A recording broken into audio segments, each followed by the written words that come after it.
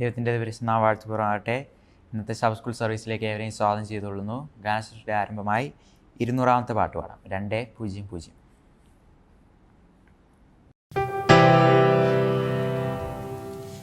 യേശുവേ പ്രാണനായക, ജീവനെനിക്കേകിയോനേ,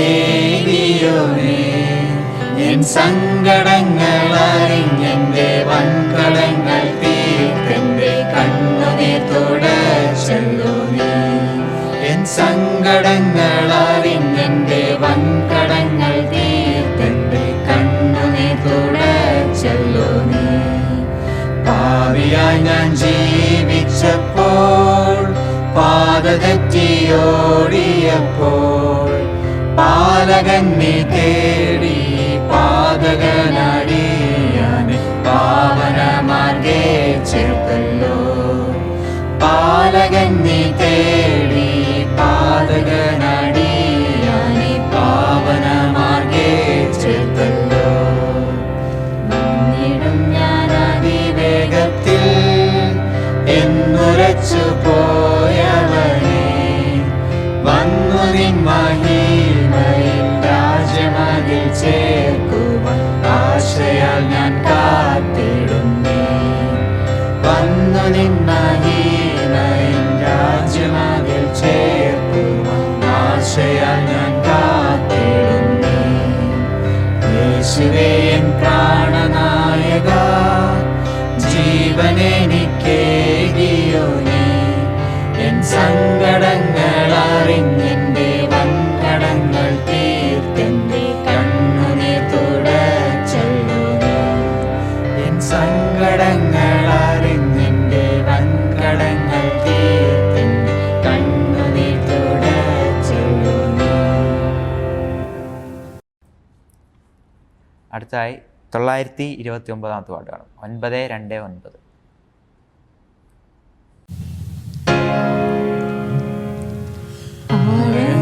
തേടുന്ന ദൈവം, ആത്മാവെ നേടുന്ന ദൈവം, ആഴത്തിൽ അനന്തമാം ദൂരത്തിൽ നിന്നെന്റെ അന്തരംഗം കാണും ദൈവം. ആഴത്തിൽ അനന്തമാം ദൂരത്തിൽ നിന്നെന്റെ അന്തരംഗം കാണും ദൈവം. ആഴങ്ങൾ തേടുന്ന ദൈവം, കരതെറ്റി കടലാകെ ഇളകുമ്പോൾ അഴലുമ്പോൾ മറപറ്റി അണയുമെൻ ചായേ. തകരുന്ന തോണിയും ആഴിയിൽ താഴാതെ കരപറ്റാൻ കരം നൽകും ദൈവം. തകരുന്ന തോണിയിൽ ആഴിയിൽ താഴാതെ കരപറ്റാൻ കരം നൽകും ദൈവം. ആഴങ്ങൾ തേടുന്ന ദൈവം,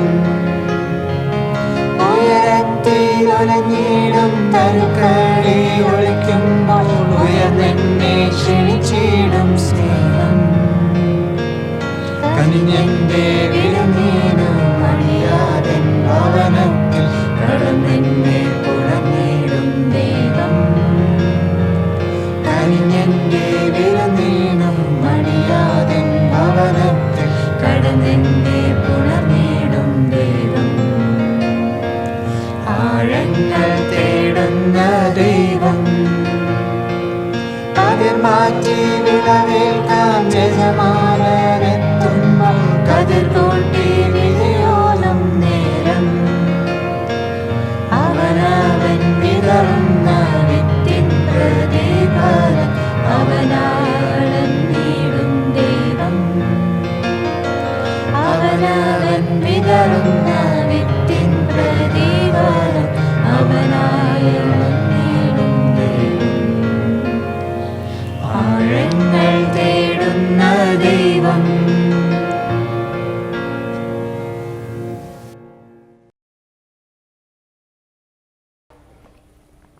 ദൈവനാമത്തിന് മഹത്വം ഉണ്ടാകട്ടെ. എന്നീ സബ് സ്കൂൾ സർവീസിലേക്ക് കടന്നു വന്നിരിക്കുന്ന ഏവരെയും ദൈവനാമത്തെ സ്വാഗതം ചെയ്തുകൊള്ളുന്നു. ഈ ഒരാഴ്ചവട്ടക്കാലം നമ്മളെ ഏവരെയും ദൈവം അനുഗ്രഹിച്ച് വഴി നടത്തിയ കൃപയ്ക്കായി നമുക്ക് ദൈവത്തിന് നന്ദി പറയാം. ഈ സമയം നമ്മുടെ ശബത്ത് സ്കൂൾ സർവീസിൻ്റെ അനുഗ്രഹത്തിനായി നമുക്ക് തിരുവചനത്തിലെ 121 സങ്കീർത്തനം വായിക്കാം. 121 സങ്കീർത്തനം. ഞാൻ എൻ്റെ കണ്ണ് പർവ്വതങ്ങളിലേക്ക് ഉയർത്തുന്നു, എനിക്ക് സഹായം എവിടെ നിന്ന് വരും? എൻ്റെ സഹായം ആകാശത്ത് ഭൂമി ഉണ്ടാക്കിയ യഹോവയിൽ നിന്ന് വരുന്നു. നിന്റെ കാൽ വഴുതുവാൻ അവൻ സമ്മതിക്കില്ല, നിന്നെ കാക്കുന്നതിന് മയങ്ങുമില്ല. ഇസ്രായേലിൻ്റെ പരിപാലകൻ മയങ്ങുമില്ല, ഉറങ്ങുകയുമില്ല. യഹോവനിൻ്റെ പരിപാലകൻ, യഹോവനിൻ്റെ വലതുഭാഗത്ത് നിനക്ക് തണൽ. പകൽ സൂര്യനെങ്കിലും രാത്രി ചന്ദ്രനെങ്കിലും നിന്നെ ബാധിക്കില്ല. യഹോവ ഒരു ദോഷവും തട്ടാത്തവണ്ണം നിന്നെ പരിപാലിക്കും. അവൻ നിന്റെ പ്രാണനെ പരിപാലിക്കും. യഹോവ നിന്റെ ഗമനത്തെയും ആഗമനത്തെയും ഇന്നു മുതൽ എന്നേക്കും പരിപാലിക്കും. ആമേൻ. ഈ വായിച്ച തിരുവചന ഭാഗങ്ങളെ ദൈവം നമ്മെ ഏവരെയും അനുഗ്രഹിക്കട്ടെ.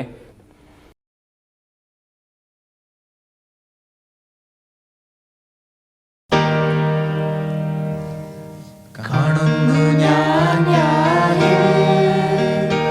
എനിക്കാശ്രയമായൊരു ശാശ്വത പാറ. കാണുന്നു ഞാൻ സുസ്ഥിരമാനസനുവരുവന്യാഹേ. ആശ്രയം വയ്ക്കുകിലനുദിനം നാഥൻ. കാത്തിടുമവനെ സ്വസ്ഥതയോടെ. പാർത്തിനവൻ തിരുകരങ്ങളിലെന്നും. കാണുന്നു ഞാൻ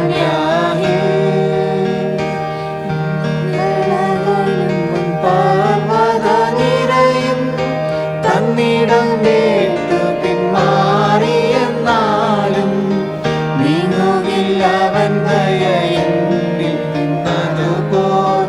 നിലനിൽക്കും സമാധാന നിയമവും നിത്യം. കാണുന്നു ഞാൻ സുരയ്ക്കുമവൻ കോപം ക്ഷണനേരം മാത്രം. നിലനിൽക്കും പ്രസാദമോ ജീവാന്ത്യത്തോളം. വസിക്കയിലും നിലവിളിരാവിലും കൂടെ. ഉദിക്കുമേ ഉഷസവിലാനന്ദഘോഷം.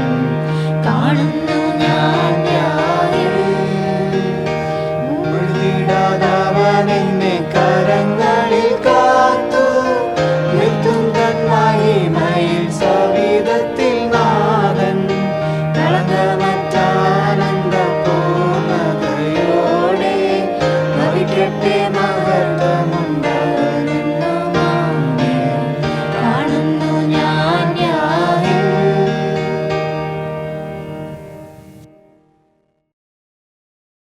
സമയം നമ്മുടെ ശബത്ത് സ്കൂൾ സർവീസിൻ്റെ അനുഗ്രഹത്തിനായി നമുക്ക് ഇവർക്കും കണ്ണുകളെ അടച്ച് പ്രാർത്ഥിക്കാം.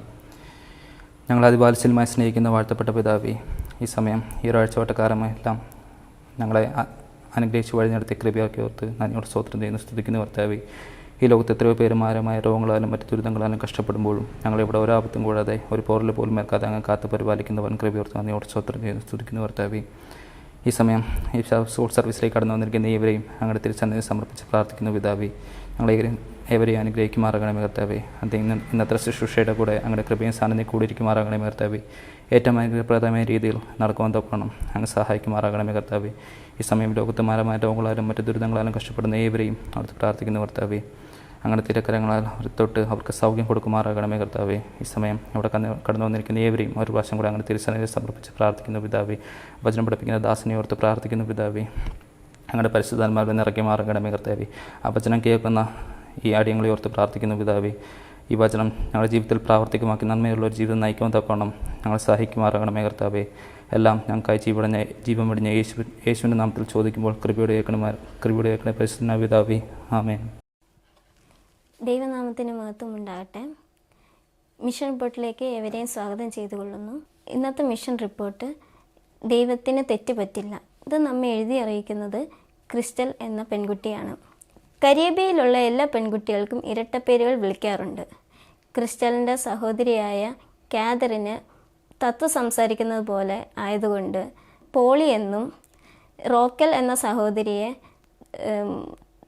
മെലിഞ്ഞിരിക്കുന്നത് കൊണ്ട് തറ തുടയ്ക്കുന്ന മോപ്പ് എന്ന അർത്ഥം വരുന്ന മോപ്സി എന്നുമാണ് വിളിക്കുന്നത്. ക്രിസ്റ്റലിൻ്റെ പിതാവ് അവളെ വിരൂപി എന്ന അർത്ഥം വരുന്ന അഗ്ലി എന്നാണ് വിളിച്ചത്. ക്രിസ്റ്റൽ അവളുടെ ഭവനത്തിൽ കോണിപ്പടിയിൽ ഇരുന്നപ്പോൾ പിതാവ് അവളുടെ കാലിൽ തട്ടി ഹായ് അഗ്ലി എന്ന് വിളിച്ചു. തൻ്റെ കൂട്ടുകാരൻ അവളെ ഇരട്ടപ്പേര് വിളിക്കുമെങ്കിലും തൻ്റെ പിതാവ് അങ്ങനെ വിളിച്ചപ്പോൾ അവൾക്ക് വല്ലായ്മ തോന്നി. 10 മക്കളിൽ ഏറ്റവും വിരൂപിയായത് നീയാണെന്ന് പറഞ്ഞപ്പോൾ അവൾക്ക് വല്ലാത്ത വിഷമമായി. അവളുടെ ജീവിതം മാറി മറിഞ്ഞു. താൻ മെലിഞ്ഞാൽ ഭംഗിയായിരിക്കും എന്ന് വിചാരിച്ചു പട്ടിണി കിടന്നു. കണ്ണാടിയിൽ നോക്കി നിന്റെ നെറ്റിത്തടം എന്തിനാണ് ഇത്ര വലുതായത്, നിന്റെ പല്ലെന്തിനാണ് ഇത്ര വലുതായത് എന്നൊക്കെ ഓർത്ത് കണ്ണുനീർ ഒഴുക്കുമായിരുന്നു. ഒരു ദിവസം അവളിങ്ങനെ കണ്ണാടിയിൽ നോക്കിയിരുന്നപ്പോൾ റേഡിയോയിലൂടെ ഒരു പാട്ട് കേട്ടു. നീ മനോഹരിയാണെന്ന് ഓർത്തുകൊള്ളുക. സങ്കീർത്തനം 139:14 ദൈവത്താൽ നിന്നെ ഭയങ്കരവും അതിശയവുമായി സൃഷ്ടിച്ചിരിക്കുന്നു എന്നുള്ള അർത്ഥമായിരുന്നു ആ പാട്ടിന്. അത് അവളുടെ ജീവിതത്തെ മാറ്റിമറിച്ചു. 17-ാം വയസ്സിൽ അവൾ യേശുവിൻ്റെ കണ്ണിലൂടെ അവളെ കാണുവാൻ തുടങ്ങി. പിന്നീട് ആരവളെ കളിയാക്കിയാലും ദൈവം തന്നെ മനോഹരമായിട്ടാണ് സൃഷ്ടിച്ചിരിക്കുന്നതും ദൈവത്തിന് തെറ്റുപറ്റില്ല എന്നും സ്വയം തിരിച്ചറിഞ്ഞു. അവൾ വളരെ സന്തോഷവതിയാണ്. അവൾക്കിന്ന് 33 വയസ്സുണ്ട്. സഭയിലുള്ള യുവജനങ്ങൾക്ക് ദൈവത്തെക്കുറിച്ച് പറഞ്ഞു കൊടുക്കുന്ന ഒരു സഭാ നേതാവാണ് അവൾ ഇന്ന്. നിങ്ങൾ ദൈവത്തിനും അവൻ്റെ വേലയ്ക്കായും കൊടുക്കുന്നതിന് നന്ദി പറയുന്നു. ആമേൻ.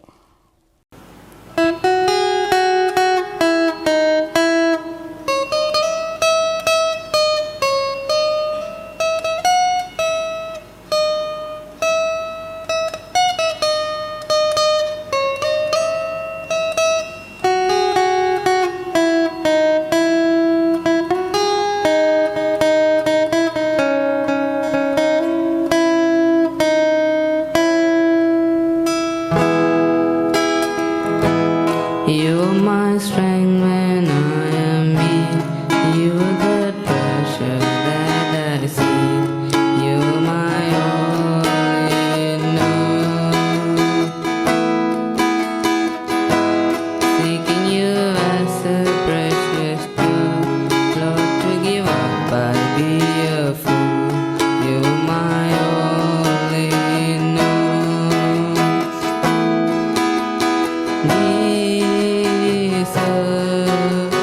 Lamb of God, worthy is your name. Jesus, Lamb of God, worthy is your name.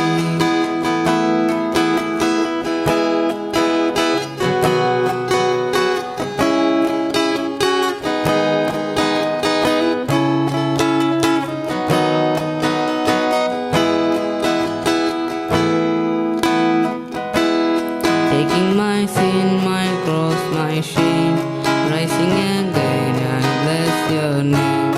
You're my all in all.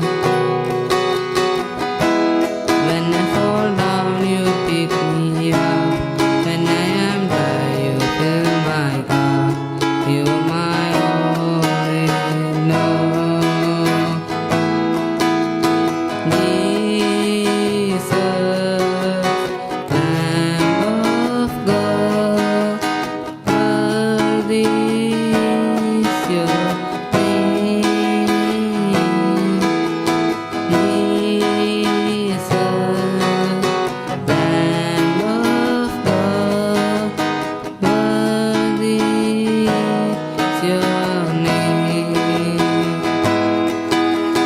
Worthy is your name. Worthy is your name.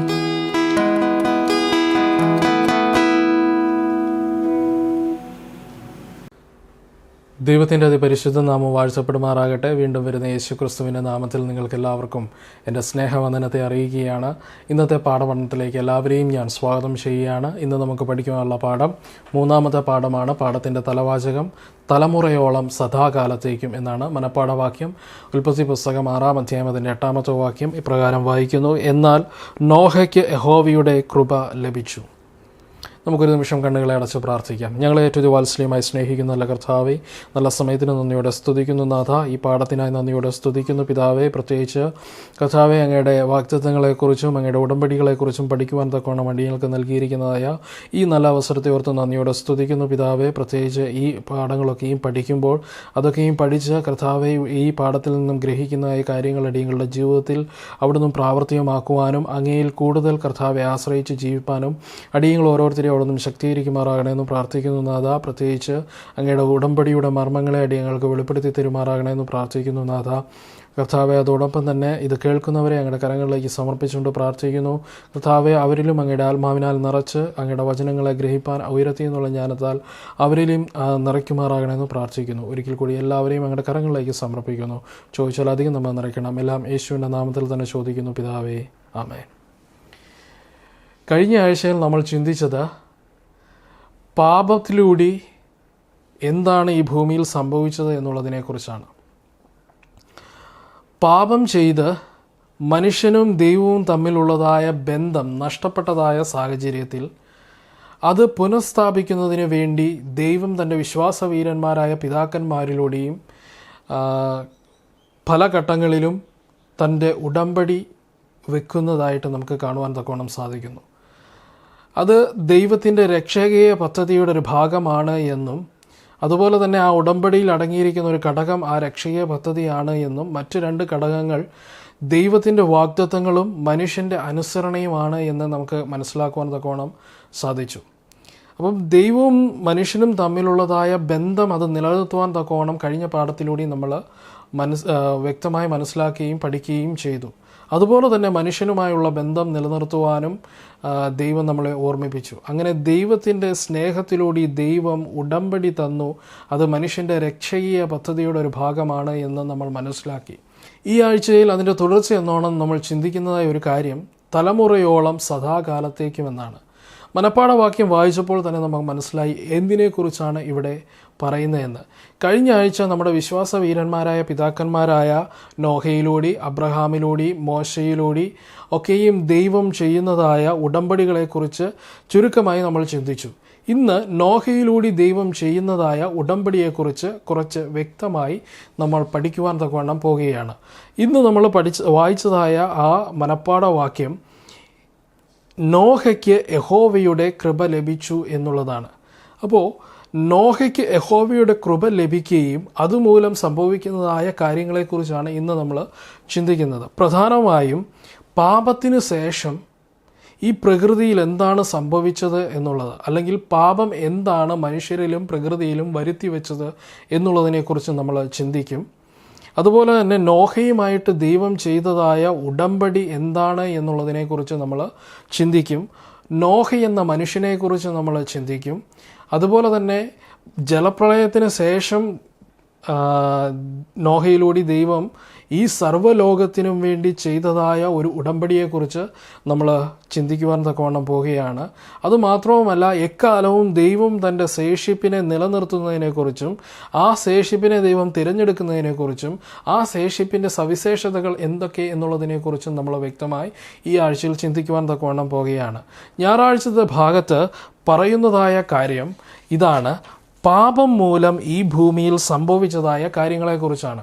നമുക്കറിയാം, നോഹയുടെ കാലഘട്ടം എന്ന് പറയുന്നത് ആദാമിനെയും ഹൗവയെയും ദൈവം സൃഷ്ടിച്ചതിന് ശേഷം ഏകദേശം 10ാമത്തെ തലമുറയാണ് എന്ന് നമുക്ക് മനസ്സിലാക്കുവാൻ തക്കവണ്ണം സാധിക്കുന്നു.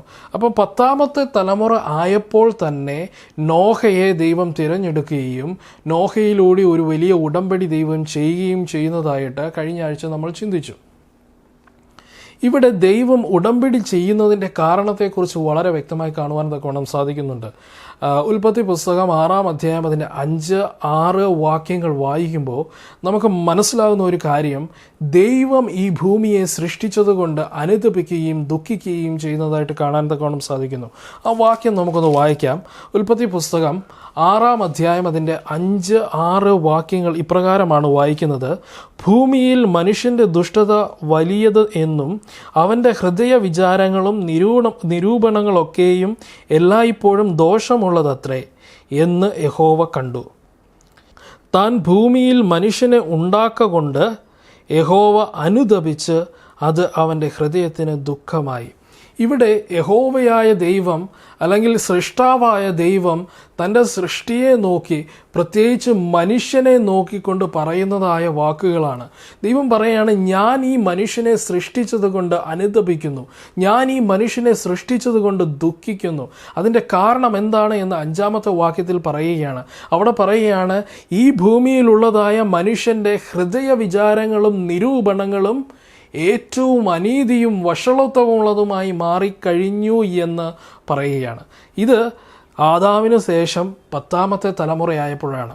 നമുക്കറിയാം, പാപം ആദാമിൽ നിന്നും അത് പെരുകി പെരുകി വലിയ വലിയ വലിയ തെറ്റുകളായി മാറി എന്ന് കാണാൻ തക്കോണം സാധിക്കുന്നുണ്ട്. എപ്രകാരമാണ് എന്ന് വേദപുസ്തകം വളരെ വ്യക്തമായി നമ്മളോട് വ്യക്തമാക്കുന്നുണ്ട്. ഉൽപ്പത്തി പുസ്തകം 3-ാം അധ്യായത്തിലാണ് ആദാമും ഹവ്വയും പാപം ചെയ്യുന്നതിനെക്കുറിച്ച് പറയുന്നത്. അപ്പോൾ ഇവിടെ എങ്ങനെയാണ് ഹവ്വയിലൂടെ പാപം കടന്നു വരുന്നത് എന്നുള്ളതിനെക്കുറിച്ച് പറയുന്നത് ഉൽപ്പത്തി പുസ്തകം 3-ാം അധ്യായത്തിൻ്റെ 6-ാമത്തെ വാക്യത്തിലാണ്. ഉൽപ്പത്തി പുസ്തകം 3-ാം അധ്യായം 6-ാമത്തെ വാക്യം ഇപ്രകാരം വായിക്കുന്നു: ആ വൃക്ഷഫലം തിന്മാൻ നല്ലതും കാൺമാൻ ഭംഗിയുള്ളതും ജ്ഞാനം പ്രാപിപ്പാൻ കാമ്യവും എന്ന് സ്ത്രീ കണ്ട് ഫലം പറിച്ചു തിന്ന് ഭർത്താവിനും കൊടുത്തു, അവനും തിന്നു. അപ്പം ഇവിടെ എഴുതിയിരിക്കുന്ന ഇപ്രകാരമാണ്: ആ പഴം കഴിപ്പാൻ നല്ലത് എന്നും കാൺമാൻ ഭംഗിയുള്ളത് എന്നും സ്ത്രീ കണ്ടിട്ട് അത് ജ്ഞാനം പ്രാപിപ്പാൻ നല്ലത് എന്ന് സ്ത്രീ മനസ്സിലാക്കിയിട്ട് എന്ത് ചെയ്തു? അത് പറിച്ച് കഴിച്ചു എന്ന് കാണാൻ തക്കോണം സാധിക്കുന്നു. ഇപ്രകാരമുള്ളതായ അവസ്ഥയിലേക്ക് സ്ത്രീ എത്തിയതിൻ്റെ കാരണം പാമ്പ് അവളോട് പറഞ്ഞതായ വാക്കുകളാണ് എന്ന് നമുക്ക് വ്യക്തമായി മനസ്സിലാക്കാൻ തക്കോണം സാധിക്കുന്നു. ഇവിടെ പാപം എങ്ങനെയാണ് ഈ ഭൂമിയിലേക്ക് കടന്നു വരുന്നത് എന്നുള്ളതിനെക്കുറിച്ച് വളരെ വ്യക്തമായി കാണുവാൻ തക്കോണം സാധിക്കും. ഇവിടെ നമ്മൾ വായിച്ചത്, ആ പഴം ഏറ്റവും ഭംഗിയുള്ളതെന്ന് സ്ത്രീ കണ്ടിട്ട് ആ പഴം കഴിക്കാൻ നല്ലത് എന്ന് സ്ത്രീ വിചാരിച്ച് പിന്നീട് ആ പഴം കഴിച്ചാൽ ജ്ഞാനം പ്രാപിക്കും എന്ന് പാമ്പ് അവളെ ബോധ്യപ്പെടുത്തുമ്പോൾ അവൾ എന്ത് ചെയ്യുന്നു? അത് പറിച്ച് ഭക്ഷിക്കുന്നു. അതുപോലെ തന്നെ പുരുഷന് അത് കൊണ്ട് കൊടുക്കുന്നതായ സാഹചര്യം, പ്രത്യേകിച്ച് ആദാമിന് അത് കൊണ്ട് കൊടുക്കുന്നതായ സാഹചര്യത്തിൽ ആദാമിന് വ്യക്തമായി അറിയാമായിരുന്നു അത് കഴിച്ചാൽ പാപമാണ്. ആ അറിവോടുകൂടി തന്നെ എന്ത് ചെയ്തു? ആ ബോധത്തോടു കൂടി തന്നെ ആദാം അത് കഴിക്കുന്നതായിട്ട് നമുക്ക് മനസ്സിലാക്കാൻ തക്കോണം സാധിക്കുന്നു. അതിനുശേഷം എന്താണ് സംഭവിച്ചതെന്ന് വളരെ വ്യക്തമായി കാണാൻ തക്കോണം സാധിക്കുന്നുണ്ട്. ദൈവം അവരോട് ചോദിക്കുന്നു, ഞാൻ തിന്നരുത് എന്ന് കൽപ്പിച്ചതായ വൃക്ഷഫലം നീ തിന്നുവോ എന്ന് ചോദിക്കുന്നതായ സാഹചര്യത്തിൽ അവിടെ പാപത്തിൻ്റെ പരിണത ഫലങ്ങൾ മനുഷ്യനിൽ പ്രകടമായി കാണുന്നതായ സാഹചര്യം മനസ്സിലാക്കുന്നു. ആദ്യമായി കാണപ്പെടുന്നത് എന്താണ്? അവർ സ്വയം ന്യായീകരിക്കുന്നതായിട്ട് നമുക്ക് കാണുവാൻ തക്കോണം സാധിക്കുന്നു. അതുപോലെ തന്നെ മറ്റുള്ളവരുടെ മേൽ ആ കുറ്റം ചുമത്തുന്നതായിട്ട് കാണാൻ തക്കോണം സാധിക്കുന്നു. അപ്പോൾ ഒരു തെറ്റ് ചെയ്താൽ ആ തെറ്റിൻ്റെ റെസ്പോൺസിബിലിറ്റി ഏറ്റെടുക്കുവാൻ തക്കോണം മനസ്സ് കാണിക്കാത്ത വിധത്തിൽ മനുഷ്യൻ അധപ്പതിച്ചു പോയി എന്ന് കാണുവാൻ തക്കോണം സാധിക്കുന്നുണ്ട്. ഒരുപക്ഷെ ആ പാപം ഏറ്റു പറഞ്ഞിരുന്നു എങ്കിൽ അവർക്ക് പാപക്ഷമ ലഭിക്കുമായിരുന്നു. പക്ഷേ മനുഷ്യൻ ചെയ്യുന്നത് എന്താണ്? വീണ്ടും ദൈവസന്നിധിയിൽ സ്വയം ന്യായീകരിക്കുവാനും നീതീകരിക്കുവാനും മറ്റുള്ളവരെ കുറ്റം വിധിക്കുവാനും ശ്രമിക്കുന്നതായിട്ട്, മറ്റുള്ളവരുടെ മേൽ പഴി ചാരുന്നതായിട്ട് നമുക്ക് കാണുവാൻ തക്കോണം സാധിക്കുന്നു. അങ്ങനെ ആ പാപം പെരുകി പെരുകി 2-ാമത്തെ തലമുറയിലേക്ക് എത്തിയപ്പോൾ അവിടെ കൊലപാതകം സംഭവിക്കുകയാണ്. എന്തുകൊണ്ടാണ് അവിടെ കായീൻ ഹാബേലിനെ കൊല്ലുന്നത്? 2-ാമത്തെ തലമുറയായ കായീനും ഹാബേലിനും കൊലപാതകം സംഭവിക്കുന്നത് എന്തുകൊണ്ടാണ്? കൊല നടക്കുന്നത് എന്ന് നമുക്ക് വളരെ വ്യക്തമായി അറിയാം. കാരണം രണ്ടുപേരോടും ദൈവം യാഗം കഴിക്കുവാൻ തക്കവണ്ണം ആവശ്യപ്പെടുന്നതായ സാഹചര്യത്തിൽ രണ്ടുപേരും യാഗം കഴിക്കുന്നുണ്ട്. പക്ഷെ ഒരുവൻ്റെ യാഗത്തിൽ ദൈവം പ്രസാദിക്കുന്നു. അതിൻ്റെ കാരണം എന്താണെന്ന് ചോദിച്ചു കഴിഞ്ഞാൽ, വിശ്വസ്തയോടുകൂടി അല്ലെങ്കിൽ ആത്മാർത്ഥതയോടുകൂടി ഹാബേൽ ആ യാഗം കഴിച്ചു. അവൻ ഉള്ളതിൽ വെച്ച് ഏറ്റവും നല്ല യാഗം ദൈവസന്നിധിയിൽ കൊണ്ടുവന്ന് അർപ്പിച്ചു. ഊനമില്ലാത്തൊരു ആട്ടുകൊറ്റനെ ദൈവസന്നിധിയിൽ കൊണ്ട് അർപ്പിച്ചു. അപ്പം ദൈവം കൊടുത്തതായ നിബന്ധനകൾ അനുസരിച്ചുകൊണ്ട് യാഗം കഴിച്ചത് ഹാബേലാണ് എന്ന് കാണാൻ തക്കോണം സാധിക്കുന്നു. എന്നാൽ കായീൻ എന്താണ് ചെയ്യുന്നത്? നിരുത്തരവാദപരമായ രീതിയിൽ അവനുള്ളതിൽ നിന്നും കൊണ്ടുവന്നു എങ്കിലും അതിനൊരു ആത്മാർത്ഥതയില്ലായിരുന്നു എന്ന് കാണുവാൻ തക്കോണം സാധിക്കുന്നുണ്ട്. അപ്പോൾ അതിലൂടെ പിന്നീട് എന്താണ് സംഭവിക്കുന്നത്? ഹാബേലിനോട്, സ്വന്തം സഹോദരനോട് കായീന് അസൂയയുണ്ടാകുന്നു. ഈർഷ്യ പിണക്കമുണ്ടാകുന്നു, വൈരാഗ്യമുണ്ടാകുന്നു. അങ്ങനെ ഈ പാപത്തിലൂടെ മനുഷ്യനിലേക്ക് കടന്നു വരുന്ന ഈ എല്ലാ തരത്തിലുള്ളതായ വികാരങ്ങളും കടന്നു വരുന്നതായിട്ട് കാണാൻ കഴിയുന്നുണ്ട്. അങ്ങനെ അവനോട് ദേഷ്യം തോന്നുകയും അവനെ ഹാബേലിനെ കൊല ചെയ്യുന്നതായിട്ട് നമുക്ക് കാണാൻ തക്കവണ്ണം സാധിക്കുന്നു. അങ്ങനെ പാപം പെരുകി 7ാമത്തെ തലമുറയായപ്പോൾ 4-ാം അധ്യായത്തിൻ്റെ 19-ാമത്തെ വാക്യം, 7ാമത്തെ തലമുറയായപ്പോൾ എന്താണ് സംഭവിക്കുന്നത്? ലാമേക്ക് ഒന്നിൽ കൂടുതൽ സ്ത്രീകളെ വിവാഹം കഴിക്കുന്നതിലൂടെ ബഹുഭാര്യാത്വം എന്നുള്ളതായ പാപം ഈ ലോകത്തിലേക്ക് കടന്നു വരികയാണ് ചെയ്യുന്നത്. പിന്നീട് നമ്മൾ ചിന്തിക്കുമ്പോൾ ലാമേക്കിൻ്റെ ജീവിതത്തിൽ തന്നെ 4-ാം അധ്യായം തന്നെ വായിക്കുമ്പോൾ നമുക്ക് മനസ്സിലാക്കുന്ന ഒരു കാര്യം, ലാമേക്കിൻ്റെ ജീവിതത്തിൽ തന്നെ അവൻ മനഃപൂർവ്വം കൊലപാതകം ചെയ്യുന്നതായിട്ട് കാണാൻ സാധിക്കുന്നുണ്ട്. അതായത് 2 പ്രാവശ്യം അവൻ മുന്നറിയിപ്പ് നൽകിയതിന് ശേഷം കൊല ചെയ്യും എന്ന് പറഞ്ഞിട്ട് കൊല ചെയ്യുന്നതായിട്ട് കാണാൻ കഴിയുന്നുണ്ട്. അപ്പം എത്രമാത്രം പാപത്തിൽ മനുഷ്യൻ അധപ്പതിച്ചു എന്ന് കാണുവാൻ തക്കവണ്ണം സാധിക്കുന്നുണ്ട്. പിന്നെ മനുഷ്യനെ ഭരിക്കുവാൻ തക്കവണ്ണം തുടങ്ങിയത്, മനുഷ്യനെ നിയന്ത്രിക്കുവാൻ തക്കവണ്ണം തുടങ്ങിയത് ഈ പാപമായിരുന്നു എന്ന് നമുക്ക് വളരെ വ്യക്തമായി ഈ ഭാഗങ്ങളിൽ നിന്ന് മനസ്സിലാക്കുവാൻ തക്കവണ്ണം സാധിക്കുന്നുണ്ട്. പിന്നീട് 10ാമത്തെ തലമുറയിലേക്ക് കടന്നു വരുമ്പോൾ അവിടെ നമുക്ക് കാണുവാൻ തക്കവണ്ണം സാധിക്കുന്ന കാര്യം 6-ാം അധ്യായത്തിൻ്റെ 2ാമത്തെ വാക്യത്തിൽ ഇപ്രകാരമാണ് അവിടെ എഴുതിയിരിക്കുന്നത്: മനുഷ്യൻ ഭൂമിയിൽ പെരുകി തുടങ്ങി, അവർക്ക് പുത്രിമാർ ജനിച്ചപ്പോൾ ദൈവത്തിൻ്റെ പുത്രന്മാർ മനുഷ്യരുടെ പുത്രിമാർ സൗന്ദര്യമുള്ളവർ എന്ന് കണ്ടിട്ട് തങ്ങൾക്ക് ബോധിച്ച ഏവരെയും ഭാര്യമാരായി എടുത്തു. ഇവിടെ 2 പദങ്ങൾ ഉപയോഗിച്ചിട്ടുണ്ട്. ദൈവത്തിൻ്റെ പുത്രന്മാരും മനുഷ്യരുടെ പുത്രിമാരും എന്നുള്ളതായ 2 പദങ്ങൾ ഉപയോഗിച്ചിട്ടുണ്ട്. പലർക്കും ഇതിനെക്കുറിച്ച് പല അഭിപ്രായങ്ങളാണ്. ഇവിടെ ദൈവത്തിൻ്റെ പുത്രന്മാർ എന്ന് പറയുന്നത് ചിലർ അഭിപ്രായപ്പെടുന്നത് ദൈവത്തിൻ്റെ ദൂതന്മാരാണ് എന്ന് അഭിപ്രായപ്പെടുന്നുണ്ട്. പക്ഷേ ദൂതന്മാരാരും വിവാഹം കഴിക്കുന്നില്ല എന്ന് വേദപുസ്തകത്തിൽ നമ്മൾ വ്യക്തമായി മനസ്സിലാക്കുന്നു. പിന്നീട് പറയുന്നു മറ്റ് ഗ്രഹങ്ങളിലുള്ളതായ മനുഷ്യരാണ് എന്ന് പറയുന്നുണ്ട്. എന്നാൽ വേദപുസ്തകം നമ്മളെ മനസ്സിലാക്കി തരുന്നതായൊരു സത്യം നമുക്കറിയാം. 2ാമത്തെ തലമുറയായ കായീനും ഹാബേലിൻ്റെയും ജീവിതത്തിൽ സംഭവിക്കുന്ന സംഭവത്തെക്കുറിച്ച് നമ്മൾ ചിന്തിച്ചു. ഹാബേലിനെ കായീൻ കൊല ചെയ്തതിന് ശേഷം കായീനോട് ദൈവം ചോദിക്കുന്നതായ ഒരു ചോദ്യമുണ്ട്.